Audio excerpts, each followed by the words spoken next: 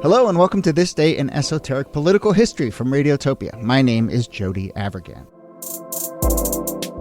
This day, summer of 2005, a debate is raging about a bridge in Alaska. And let me paint you the picture of this bridge. It's in southern Alaska, that little sort of skinny part that juts down. It's connecting Gravina Island with the city of Ketchikan. The bridge is nearly as long as the Golden Gate, and because ships have to go under it, it is higher than the Brooklyn Bridge. Here are a couple other facts about this bridge. Gravina Island has a population of 50 people. Ketchikan, the metropolis that it connects to, 8,000 people. And the bridge project costs about $500 million, depending on how you are counting. And the other thing about this bridge is that it doesn't actually exist. It never got built because this is the infamous Bridge to Nowhere that became a years-long political hot potato and talking point, a funding proposal that came to symbolize what many saw as government overspending and the power of pork barrel politics, with local politicians securing huge contracts for pet projects that no one else seems to think matter. So let's talk about the Bridge to Nowhere, the various squabbles that arose around it, the hypocrisy. Yes, Sarah Palin was very involved in that, and why eventually it didn't get built, but also really kind of what it teaches us, good and bad, about the power of pork barrel politics and earmarks and local spending. So here, as always, are Nicole Hammer of Vanderbilt and Kellie Carter-Jackson of Wellesley. Hello there. Hi, Jody. Hey there. And I just want to say, as someone who has tried to get to Gravina Island from Ketchikan, it's a nightmare, you know? And now you have to take a ferry. No, I'm joking. I've never done that. I was like, really? What was this? But I apologize to any Southern Alaskan listeners, and I would love to hear kind of what life is like actually on the ground. We'll get into that a little bit. And, you know, there is a ferry, but there is no bridge. I should lay out also, it's technically two bridges because there's a little like intermediary. I went and looked at the map. There's a little intermediary island. So there's one bridge going onto the island, one bridge going off. Each one cost about $250 million. All in all, this big number, $500 million that had been secured as part of infrastructure spending for this bridge. I guess we should start with kind of how it becomes a political firestorm. Governments spend money all the time. Politicians secure bids and money for local projects all the time. That's kind of their job. So why does this one get everyone's attention and get this moniker? I think because of the scale, right? The difference between the number of millions of dollars and the numbers of people served is kind of like a reverse McDonald's. It's very, very, very expensive and only like 8,000 people served. And the New York Times gloms onto this. So it's passed in an appropriations bill in 2003. And in 2004, the New York Times calls it the Bridge to Nowhere because it is this bridge that, as you said, Jody, goes from a town of 8,000 people to an island with 50 people. Now, I think the thing this irritates me about this story, it's not a bridge to nowhere. It is a bridge to the airport that everybody uses to go somewhere. So there's an airport on that island that... Who cares how many people live there? There's an airport there. And it's a few hundred people a day at least use the airport and sort of need to get ferried back and forth. I hear that, and I can see you in 2006 on Fox News trying to make that point, and I can see that point not going anywhere, right? Fair, because it's still the scale of it is wild, but also there's a ferry, and it takes like just gonna say 6 minutes, and it runs every half hour. It's fine. It's fine. I was just gonna say that. I was like, I'm confused because there's a ferry. Like, what's wrong with the ferry? Like, it's just, and even if you're thinking about bridges or bridge construction, that just seems way over the top. Like, way over. I mean, even if you're thinking about the Brooklyn Bridge in New York, you're connecting New York and Manhattan. Okay, that makes some sense to me. But a ferry would be a much more practical and less expensive option. And it exists. Right. There you go. So, you know, I think we're all probably in a similar boat or ferry, not a bridge. But, you know, I feel somewhat conflicted about this. I have the same initial reaction. Gosh, these numbers are big. Gosh, this doesn't seem like a lot of people. I also sort of don't know anything about how much infrastructure costs. Most times when I look at government spending numbers and infrastructure numbers, my eyes glaze over because the numbers seem crazy big. So, you know, I think it was more like not oh, this bridge could be cheaper. It was more that disconnect between who we're building it and for what. And then obviously the political implications and the kind of moment in 2005, this idea of restrained government is reascendant, and you have, the John McCains of the world being very serious, and obviously we have a Bush presidency. Think about the money we're spending on the Iraq war at that point compared to, we're probably building fucking bridges in Iraq that cost more than that bridge in Alaska. But nevertheless, it gets glommed on in that way and becomes this real, incredibly salient. I mean, we're hooking this to the summer of 2005. This is like a 5-year long kind of simmering talking point. So what are the other contours of why it becomes so salient? I mean, I sort of joked about Fox News, NIki, but, that was clearly part of the engine here, right? This was like red meat for that, right?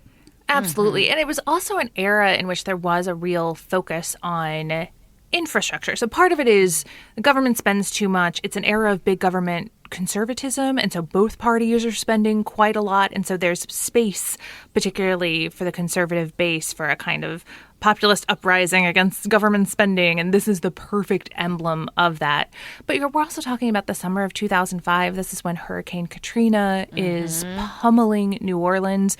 You actually have a Republican member of the Senate, Tom Coburn, who says, what if we took some of the Bridge to Nowhere money and instead of giving it to Alaska, we used it to rebuild bridges in New Orleans?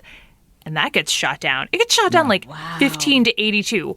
Yeah. I don't quite get the logic of that, but it is no sense. It doesn't make any sense. But you do have, if we take a step back and put this in a much bigger picture, this idea that senators and representatives are bringing home federal money, this was the backbone, particularly of 20th century governance. This was what you were supposed to do. And so you have these representatives and senators from Alaska who are what? We did what we were supposed to do. We got a ton of money for Alaska. Leave our money alone. The two representatives at the heart of this all, Don Young, the congressman, Ted Stevens, who I think is most associated with this, the senator, they're both Republicans. So it's not like this shakes out on sort of what you would consider the traditional partisan lines around this.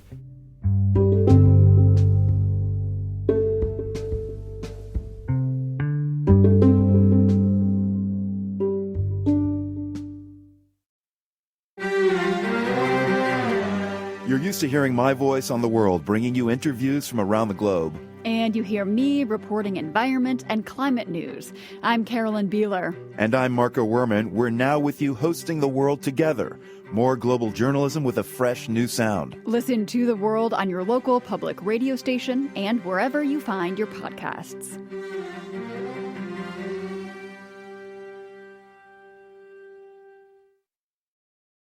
What is Sarah Palin's role in this?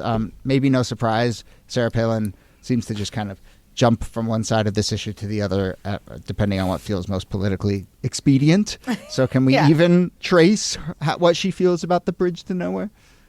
I think at first she's sort of all for this funding that comes in because, she sees this as a win, as a boom. Mm-hmm. And then, of course, when the political tides start to turn, it's, oh, wow, this is excessive. And, she has this T-shirt that she holds up that says, Nowhere Alaska, 99901 is the zip code or whatever. Good zip code, by the way. Yeah. I know. Great zip code. Herman Cain would have loved that. Yeah, I know. But yeah, she's with the wind on this one a little bit. Yeah. Which makes sense. There's no political constituency in Alaska to have the governor say, no, we don't want these hundreds of millions of dollars from the federal government. Yeah. It really is when she becomes John McCain's running mate. And suddenly there is this way that they have to merge their identities. And the one of the reasons McCain picks Palin, there are a lot of reasons, but the message that he wanted to send with the Palin pick was, we are the renegade Republicans who are standing up to corruption and pork barrel spending and big government conservatism. And Palin made that her story, right? I stood up against the Republicans in our state. I said no to that Bridge to Nowhere. And that was the way that they were kind of reconciling their messages. And of course, the problem is it's not true. Right. But in there, you see that interesting sort of seeds of the Tea Party, which is like as much anger against Republicans as Democrats, right? And about Absolutely. and on spending. You see her railing against the Republican fat cats who brought this money in when she's on with McCain. But yeah, I mean, as she's running for governor, she kind of says, like, we got to protect this money. But then when she becomes governor in 2007, she cancels it. And she tries to, like, walk a line. She's like, look, Ketchikan needs a better way to reach the airport, but a $400 million bridge is not the answer, which might actually be the right compromise. But, sort of she's trying to, I think, weave politically. By 2008, she's get back to saying and railing and saying, I told Congress thanks, but no thanks on that bridge to nowhere. The funny thing is she does build a road. Oh, my God. Incredible. Yeah. A highway. The best part. And she spends about $25 million of these funds to build the Gravana Island Highway, which is supposed to be connected to the proposed bridge. But of course, as we mentioned, the bridge never comes into fruition, and so the road really leads to nowhere, and so it's the road to nowhere is what it is. A $25 million road to nowhere. I mean, the money was just like already appropriated, is already in motion. And so they were like, well, we're going to move forward with this. And, listeners, you may be picturing in your head kind of a road that cuts through the forest and leads right up to the edge of the water and then just stops. And I'm just here to tell you that that is exactly what it is. I went and looked. I went and looked at pictures of this, and it is literally just like it ends in a cul-de-sac next to a river.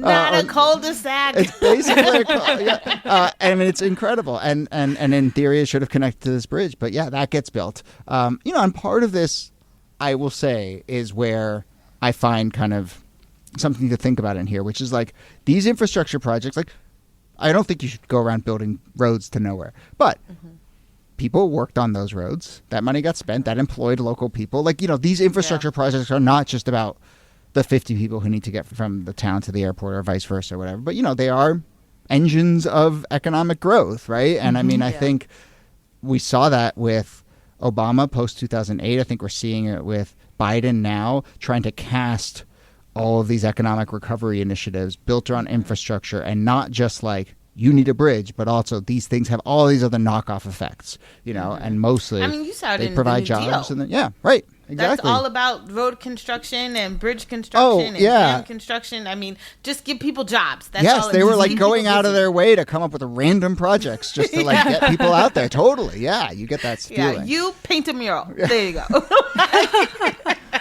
It's fascinating now, though, because infrastructure in the U.S. is crumbling all around us. And so if the infrastructure dollars are going to this random road in Alaska because they have the effective senators and representatives who can get them the money, and it's not going to the projects that need it, then you have that mismatch between all of this money going to infrastructure. The infrastructure is getting worse and worse, and it's people look around and they're like, oh, well, this is wasteful, and maybe we can't trust the government to spend our money, and then you lose support for the much needed infrastructure spending because something's not working in the process. Yeah. One other knockoff effect of this whole controversy is that in 2011, when Republicans take control of the House, they famously eliminate earmarks, and they kind of say, okay, we're going to cut back on pork barrel politics. We're going to pass this legislation.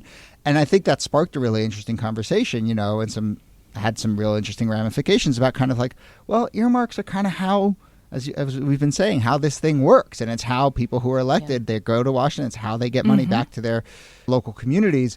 Well, one, earmarks and so-called discretionary spending is like pales in comparison to like Social Security and Medicare. And it's like, if you're trying to save money, you got to look at some of these other bigger things, which people talk about as well.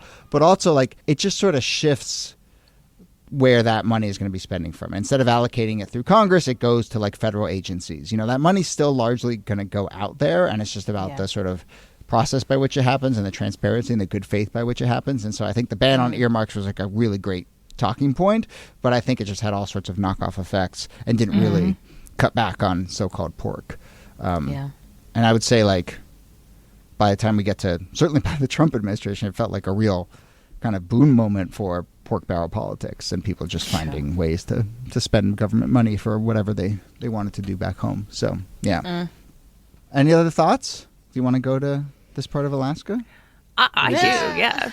Yeah, I like wanna a go ferry. to Alaska. I like a ferry. I like ferries better I was than about to driving, say, so you love personally- ferries. So. Yeah. Yeah, we're taking a ferry this summer. There's a summer that goes out. There's a ferry that goes out to Martha's Vineyard, and it's the main, I would say, primary form of transportation other than flying. People Yeah, take ferries. Yeah. I don't think the residents of Martha's Vineyard would want a bridge to Martha's Vineyard. It would be the other way around. The residents of this island were begging for a bridge, but that would definitely not. Yeah. Well, anyway, if anyone is listening from that part of the world or has been to that part of the world, we'd love to hear what it's like to not take that bridge. All right. Nicole Hammer, thanks to you as always. Thank you, Jody. And Kellie Carter-Jackson, thanks to you. My pleasure.